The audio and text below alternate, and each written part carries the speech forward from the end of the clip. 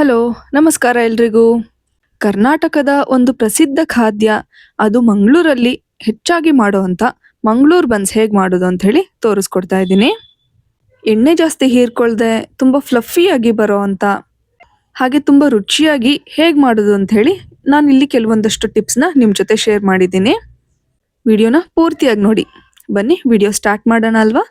ದಲಾಲ್ಸ್ ಡೆಲಿಕಸಿಗೆ ಸ್ವಾಗತ.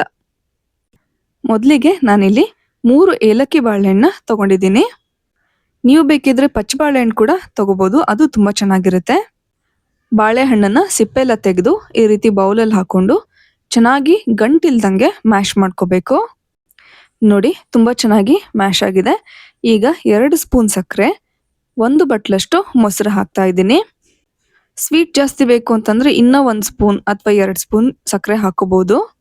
ಸಕ್ಕರೆ ಎಲ್ಲ ಪೂರ್ತಿ ಕರಗದ ಮೇಲೆ ರುಚಿಗೆ ತಕ್ಕಷ್ಟು ಉಪ್ಪು, 1/4 ಸ್ಪೂನ್ಗಿಂತ ಅರ್ಧದಷ್ಟು ಅಡುಗೆ ಸೋಡಾ, ಹಾಗೆ 1/2 ಸ್ಪೂನ್ ಜೀರಿಗೆ ಹಾಕಿ ಚೆನ್ನಾಗಿ ಮಿಕ್ಸ್ ಮಾಡ್ಕೊಳ್ತಾ ಇದ್ದೀನಿ. ಸೋಡಾ ಪುಡಿ ಮೊಸರಿನ ಜೊತೆ ರಿಯಾಕ್ಟ್ ಆಗಿ ಫ್ಲಫಿ ಆಗುತ್ತೆ, ಅಲ್ಲಿವರೆಗೂ ಇದನ್ನ ಮಿಕ್ಸ್ ಮಾಡ್ತಾ ಇರಬೇಕು. ನೋಡಿ ಎಷ್ಟು ಫ್ಲಫಿಯಾಗಿ ಆಗಿದೆ ಅಂತ. ಈಗ ಇದಕ್ಕೆ 2 ಬಟ್ಲಷ್ಟು ಮೈದಾ ಹಿಟ್ಟನ್ನ ಹಾಕೊಳ್ತಾ ಇದ್ದೀನಿ. ಎಲ್ಲದನ್ನು ಒಂದೇ ಸತಿ ಹಾಕೋಬಾರ್ದು, ಸ್ವಲ್ಪ ಸ್ವಲ್ಪನೇ ಮಿಕ್ಸ್ ಮಾಡ್ತಾ ಹೋಗಬೇಕು. ಇದಕ್ಕೆ ನೀರು ಹಾಕೊಳ್ಳೋ ಅವಶ್ಯಕತೆ ಇಲ್ಲ. ಬಾಳೆಹಣ್ಣು ಹಾಗೆ ಮೊಸರಿಂದೇನು ಮಾಯಿಶ್ಚರ್ ಇರುತ್ತಲ್ಲ ಅದಷ್ಟೇ ಇದಕ್ಕೆ ಸಾಕಾಗುತ್ತೆ. ಹಿಟ್ಟು ತುಂಬ ಗಟ್ಟಿಯಾಗೂ ಇರಬಾರ್ದು, ತುಂಬ ಮೆತ್ತಗೂ ಇರಬಾರ್ದು. ಈಗ ಸ್ವಲ್ಪ ಎಣ್ಣೆ ಹಾಕಿ ಮತ್ತೆ ನಾದ್ಕೊಂಡು ಮೇಲೆ ಸ್ವಲ್ಪ ಎಣ್ಣೆ ಹಾಕಿ ಸವರಿ ಮುಚ್ಚಿ ಇಡ್ತಾ ಇದ್ದೀನಿ. ಇದನ್ನ ನಾನು ರಾತ್ರಿ ಕಲಸಿ ಬೆಳಿಗ್ಗೆ ಮಾಡ್ಕೊಳ್ತಾ ಇದ್ದೀನಿ. ಸಂಜೆ ಹೊತ್ತು ಮಾಡ್ಕೊಳ್ತೀವಿ ಅಂತಂದರೆ ಬೆಳಿಗ್ಗೆ ಕಲಸಿ ಇಟ್ಕೋಬೋದು. ಇದು ಏನಿಲ್ಲ ಅಂದರೂ 7 ರಿಂದ 8 ಗಂಟೆಗಳ ಕಾಲ ನೆನಿಲೇಬೇಕು. ನೋಡಿ ಹಿಟ್ಟು ಎಷ್ಟು ಮೆತ್ತಗಾಗಿದೆ ಅಂಥೇಳಿ.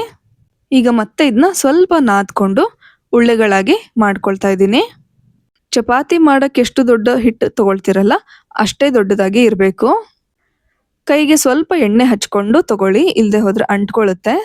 ಇದನ್ನ ಒಣ ಹಿಟ್ಟಲ್ಲಿ ಅದ್ದಿ ಲಟ್ಟಿಸ್ಕೊಳ್ತಾರೆ, ಆದರೆ ನಾನಿಲ್ಲಿ ಒಂದು ಕವರ್ ಮೇಲೆ ಹಾಕಿ ಸ್ವಲ್ಪ ಎಣ್ಣೆ ಹಾಕಿ ಈ ಥರ ಒತ್ಕೊಳ್ತಾ ಇದ್ದೀನಿ. ಹೀಗೆ ಮಾಡೋದ್ರಿಂದ ಎಣ್ಣೆ ಜಾಸ್ತಿ ಹೀರ್ಕೊಳ್ಳೋದಿಲ್ಲ, ಹಾಗೆ ತುಂಬ ಡ್ರೈ ಅಂತಲೂ ಅನಿಸೋದಿಲ್ಲ. ನೀವು ನೋಡಿರ್ಬೋದು, ಸೋಡಾ ಪುಡಿನೂ ನಾನಿಲ್ಲಿ ತುಂಬ ಕಡಿಮೆ ಹಾಕಿದ್ದೀನಿ. ಎಣ್ಣೆ ಚೆನ್ನಾಗಿ ಕಾದ ಮೇಲೆ ಇದನ್ನು ಮೀಡಿಯಮ್ ಫ್ಲೇಮಲ್ಲಿಟ್ಟು ಕರ್ಕೋಬೇಕು. ಇದಕ್ಕೆ ಸಕ್ಕರೆ ಹಾಕಿರೋದ್ರಿಂದ ತುಂಬ ಬೇಗ ಕೆಂಪಗಾಗುತ್ತೆ. ಕೆಂಪಗಾಗಿದ ತಕ್ಷಣ ತೆಗೆದ್ಬಿಡ್ಬೇಡಿ, ಇಲ್ಲದೆ ಹೋದರೆ ಒಳಗಡೆ ಹಸಿ ಹಸಿ ಇಟ್ಟು ಹಾಗೆ ಉಳ್ಕೊಳ್ಳುತ್ತೆ. ಮೇಲ್ಗಡೆ ಈ ರೀತಿ ಎಣ್ಣೆ ಹಾಕ್ತಾ ಇರಬೇಕು, ಅಂದರೆ ತುಂಬ ಚೆನ್ನಾಗಿ ಉಬ್ಕೊಳ್ಳುತ್ತೆ. ನೋಡಿ ಎಷ್ಟು ಚೆನ್ನಾಗಿ ಉಬ್ಬಿ ಬಂದಿದೆ ಅಂತ. ಸೋಡಾ ಪುಡಿ ಜಾಸ್ತಿ ಹಾಕಿದ್ರೆ ಮಾತ್ರ ಉಬ್ಬುತ್ತೆ ಅಂತೇನಿಲ್ಲ. ನೀವು ನೋಡಿರ್ಬೋದು, 1/4 ಸ್ಪೂನ್ಗಿಂತ ತುಂಬ ಕಡಿಮೆ ಸೋಡಾ ಪುಡಿನ ನಾನಿಲ್ಲಿ ಹಾಕ್ಕೊಂಡಿದ್ದೀನಿ. ನೋಡಿ ಈಗ ಬನ್ಸ್ ರೆಡಿಯಾಗಿದೆ. ಸೇಮ್ ಹೋಟೆಲಲ್ಲಿ ಕೊಡೋ ಥರನೇ ಕಾಣಿಸ್ತಾ ಇದೆ ಅಲ್ವಾ. ಹಿಟ್ಟು ಇಷ್ಟೇ ದಪ್ಪದಾಗಿರಬೇಕು, ತುಂಬ ತೆಳ್ಳಗೆ ಮಾಡ್ಕೊಳಕ್ಕೆ ಹೋಗಬೇಡಿ, ಇಲ್ಲದೆ ಹೋದರೆ ಬನ್ಸ್ ಅಷ್ಟೊಂದು ಚೆನ್ನಾಗಿ ಬರೋದಿಲ್ಲ. ಹಿಟ್ಟನ್ನು ಕಲಿಸ್ಕೊಳ್ಳುವಾಗ ತುಂಬ ಗಟ್ಟಿಯಾಗಿ ಕಲಿಸ್ಕೋಬೇಡಿ, ಇಲ್ಲದೆ ಹೋದರೆ ಬನ್ ರೀತಿ ಟೆಕ್ಸ್ಚರ್ ಬರೋದಿಲ್ಲ. ಅದು ಹೇಗಾಗುತ್ತೆ ಅಂದರೆ ಕೆಳಗಡೆ ಪಾರ್ಟಲ್ಲಿ ಪೂರ್ತಿಯಾಗಿ ಹಿಟ್ಟು ಉಳ್ಕೊಂಡು ಮೇಲ್ಗಡೆ ಪಾರ್ಟಲ್ಲಿ ಪೂರಿ ಥರ ಉಬ್ಬಿ ಥಿನ್ ಲೇಯರ್ ಆಗಿ ಇರುತ್ತೆ. ನಾನು ಹೇಳಿರೋ ಎಲ್ಲ ಟಿಪ್ಸ್ನು ನೀವು ಫಾಲೋ ಮಾಡಿದ್ರೆ ನೀವು ಇದೇ ರೀತಿ ಬನ್ಸ್ನ ಮನೇಲಿ ಮಾಡ್ಕೋಬೋದು. ನೋಡ್ತಿದ್ದೀರಾ ಅಲ್ವಾ ಎಷ್ಟು ಚೆನ್ನಾಗಿ ಬಂದಿದೆ ಅಂತ. ಸ್ವಲ್ಪ ಬಿಸಿ ಇದೆ, ಈಗಷ್ಟೇ ತೆಗ್ದಿರೋ ಬನ್ಸ್. ಇದ್ರ ಜೊತೆ ಕಾಮನ್ ಆಗಿ ಹಸಿ ಕೊಬ್ಬರಿಲಿ ಮಾಡಿರೋ ವೆಜ್ ಕುರ್ಮಾನ ಮಾಡ್ತಾರೆ, ಆದರೆ ನಾನು ಸ್ವಲ್ಪ ಡಿಫ್ರೆಂಟ್ ಆಗಿರಲಿ ಅಂತ ಒಣ ಕೊಬ್ಬರಿ ಹಾಕಿ ಒಂದು ಆಲೂ ಕುರ್ಮಾ ಮಾಡಿದ್ದೆ, ತುಂಬಾ ಚೆನ್ನಾಗಿತ್ತು. ಅದರದ್ದು ರೆಸಿಪಿನ ನಾನು ನಿಮಗೆ ಶೇರ್ ಮಾಡ್ತೀನಿ. ಈಗ ಮಂಗಳೂರಿನ ಫೇಮಸ್ ಮಂಗಳೂರು ಬನ್ಸ್ ರೆಡಿಯಾಗಿದೆ. ನೀವು ಒಂದ್ಸತಿ ಮನೇಲಿ ಟ್ರೈ ಮಾಡಿ ಹೇಗಾಗಿದೆ ಅಂತ ಹೇಳಿ ನನಗೆ ಕಮೆಂಟ್ ಸೆಕ್ಷನಲ್ಲಿ ತಿಳಿಸಿ. ವಿಡಿಯೋ ಇಷ್ಟ ಆಗಿದ್ರೆ ಲೈಕ್ ಮಾಡಿ ಹಾಗೆ ಶೇರ್ ಮಾಡಿ. ನನ್ನ ಚಾನಲ್ನ ಇನ್ನೂ ಸಬ್ಸ್ಕ್ರೈಬ್ ಮಾಡ್ಕೊಳ್ದೇ ಇದ್ದರೆ ಖಂಡಿತ ಮಾಡ್ಕೊಳ್ಳಿ. Thank you.